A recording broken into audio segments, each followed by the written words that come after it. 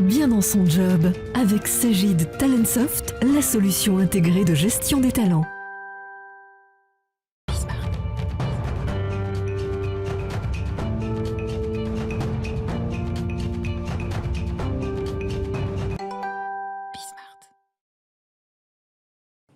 Bien dans son job. Alors là, le titre de notre rubrique n'est pas forcément adapté avec ce dont on va parler, parce que là, on va parler de managers qui sont parfois surmenés avec des surcharges de travail excessives et qui, pour le coup, se sentent mal dans leur job.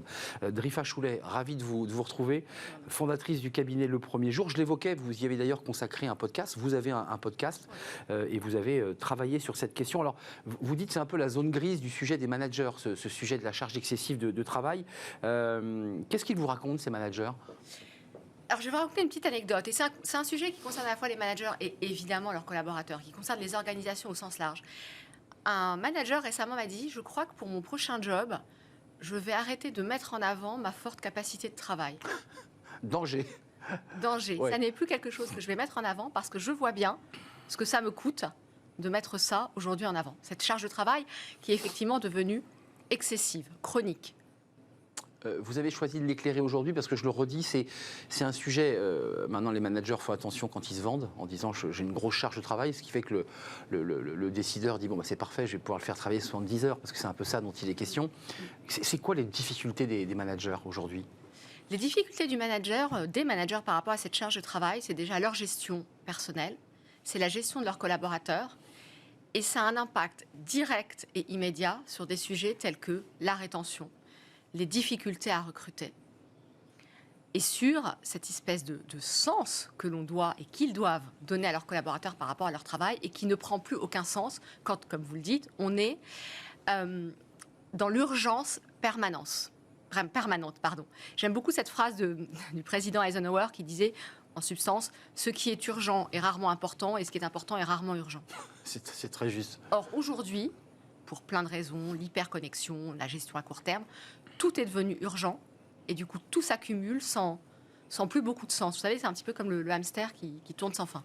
Et ce qui crée une forme de folie psychologique, parce que tout d'un coup, quand le manager relève la tête, il se dit mais qu'est-ce que je suis en train de faire de ma vie ? Parce que c'est un peu ça finalement, ça crée un choc. Commençons par l'hyperconnexion. Alors ça, je veux dire, c'est pas nouveau, c'est pas lié au Covid, c'est une tendance liée au numérique. On a nos smartphones, on a nos tablettes, on a 1000 sources de communication.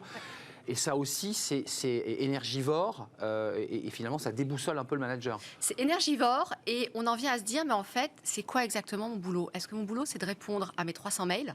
C'est ça. Ou mon boulot, c'est réellement de manager, de produire, de nouer des contrats.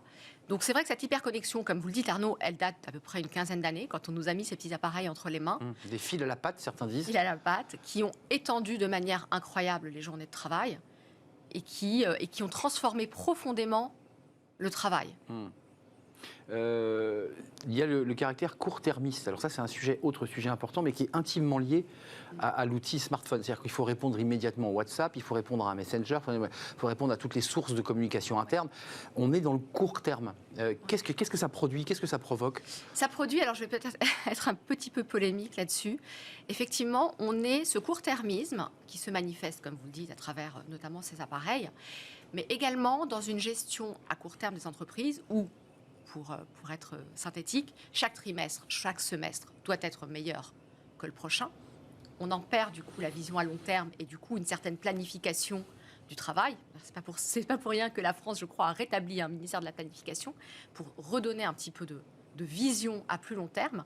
Mais du coup, ça rajoute ce sentiment d'urgence où tout est, comme on le dit schématiquement, à la fois pour hier et où cette obligation à faire toujours plus impacte évidemment les ressources, et donc c'est toujours plus avec toujours moins. Oui, vous l'avez évoqué, mais c'est un enjeu fort sur les collaborateurs, parce que quelqu'un qui a la tête sur son smartphone à répondre à des mails n'est plus en connexion réelle, donc se déconnecte, c'est le cas de le dire, de son équipe, et ça génère évidemment des grincements de dents, des tensions, des crises parfois. Ça génère des tensions, des grincements, effectivement, des burn-out, et ça génère aussi le fait de ne plus aspirer à davantage de responsabilités. C'est également un vrai sujet auquel les organisations sont confrontées aujourd'hui.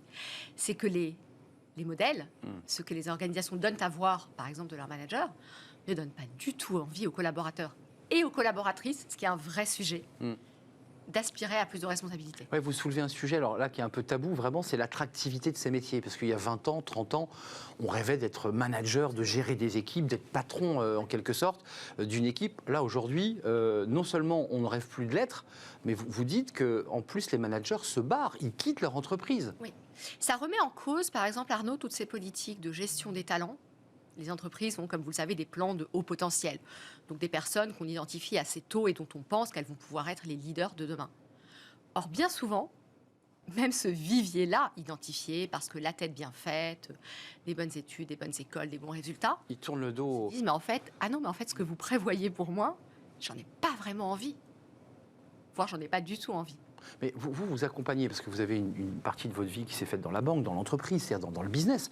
Là, vous avez changé de monde, vous observez, vous accompagnez. Qu'est-ce que vous leur donnez comme conseil à ces managers qui arrivent en fait en mille morceaux, épuisés, à bout de nerfs et cherchant du sens? Qu'est-ce que vous leur conseillez? Alors, heureusement, ils n'arrivent pas tous en 1000 morceaux. J'essaye de travailler avec eux avant.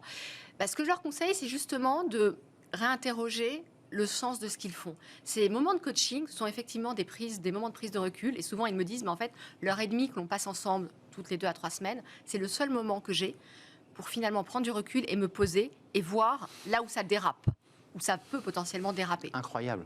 Donc, ils ne peuvent consacrer qu'une heure et demie avec vous dans ce moment de calme et de partage sur l'ensemble de leur emploi du temps. Oui.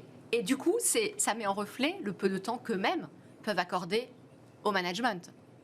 Et d'ailleurs, je crois que c'est un rapport récent de la NDRH qui invite à restaurer ce temps managérial. C'est vraiment d'en faire, moi c'est une de mes grandes convictions, un acte du quotidien. Donc ça veut dire qu'ils peuvent reprendre le contrôle. Enfin, c'est ce que vous nous dites, parce qu'on a l'impression que c'est ingérable, qu'on ne peut pas rattraper le temps perdu, mais vous dites à ce manager que vous avez en face de vous, si tu peux redevenir acteur de ton emploi du temps et du sens que tu mets, c'est bien ça? Oui, moi j'essaie de leur faire prendre conscience par des petits éléments. Je voudrais vous en citer un qui est la gestion des deadlines. On vous dit toujours, quand on vous donne un travail, c'est pour hier. C'est pour hier, oui. La réalité, je l'ai vécu intimement, c'est que l'immense majorité des deadlines sont négociables. Il suffit juste de se dire, attends, ce que tu me demandes pour dans 2 heures ou pour tu demain, sais que c'est pas possible. Ça n'est pas possible. Ok, donc on va se mettre d'accord, toi et moi. Quelle est la deadline réaliste? Vraiment. Parce que celui qui vous la donne, la deadline, en général, il a fait lui-même une deadline. Et puis ça descend comme ça. C'est ça. Donc ce sont des petites choses, mais qui peut-être mises bout à bout, effectivement, peuvent redonner ce que j'appellerais un peu de confort. Ouais. Mais vous sentez une transformation de la manière de travailler des managers liée finalement à l'accélération, aux pressions, à la mondialisation. Est-ce qu'il y a comme ça un contexte un peu géopolitique qui a transformé la vie des entreprises et donc de fait des managers? Oui, l'incertitude est devenue une data, une donnée clé avec laquelle ils doivent faire.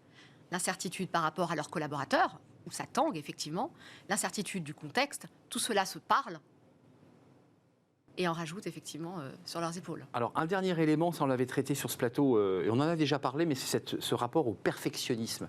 Alors qu'on retrouve aussi beaucoup chez les femmes qui en plus veulent vraiment très bien faire, rendre la copie parfaite.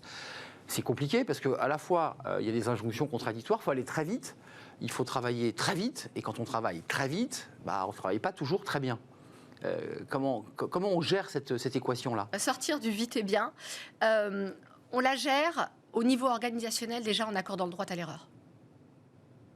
Donc c'est-à-dire que le manager, là en l'occurrence, accepte l'idée... Oui, l'organisation, qu'effectivement, tout ne doit... Enfin, on a le droit de se tromper. Ça paraît évident de le dire, mais c'est pas si simple dans l'entreprise. C'est bien pour ça que je parle d'une culture organisationnelle. Le droit à l'erreur et le fait de se dire que, en fait, c'est quoi la priorité? C'est que ce soit parfait ou que ce soit fait. C'est un sujet. C'est déjà une bonne question. Et vous tranchez comment la question là? Parce que parfois on est face à ça. Je le fais, mais ça sera fait dans les temps, mais pas au top. Mais je peux le faire dans les temps, mais ce sera plus long. Je crois que tout dépend du sous-jacent. Quand on est comptable, quand on est financier, les chiffres doivent être justes.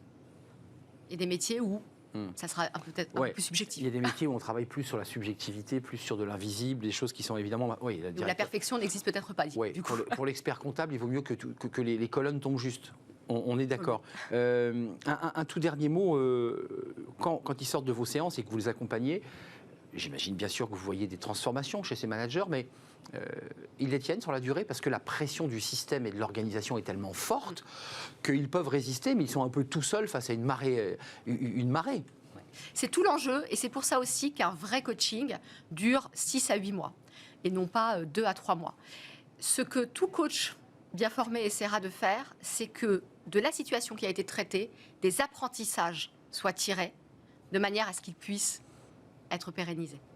Ça, c'est très important. Donc, ça veut dire qu'il faut qu'ils puissent, sur cette durée de coaching, ensuite le faire durer le plus longtemps possible. Absolument. Quitte à, j'imagine, je m'adresse à la coach, faire quelques piqûres de rappel, peut-être, parce qu'il vous appelle parfois un peu en urgence en disant, écoute, voilà, on se verra que dans 15 jours ou dans 10 jours, mais il faut que je te parle d'un truc. Ça peut arriver. Parce qu'il y a des moments d'angoisse comme ça. Ça peut arriver, c'est assez rare, ça peut arriver. Mais ça peut arriver. Ouais.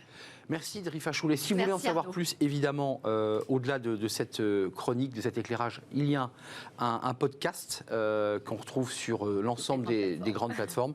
Merci Drifa Choulet, fondatrice du cabinet Le Premier Jour. Mais ça dure 8 mois, ce premier jour avec Drifa Choulet. Merci. Tout de suite, c'est Smart et Réglo, le droit, rien que le droit. Tiens, on parle élection présidentielle, campagne et candidats. Qu'est-ce qu'ils nous en disent de ce droit du travail ? Pas grand-chose d'ailleurs, on en parle.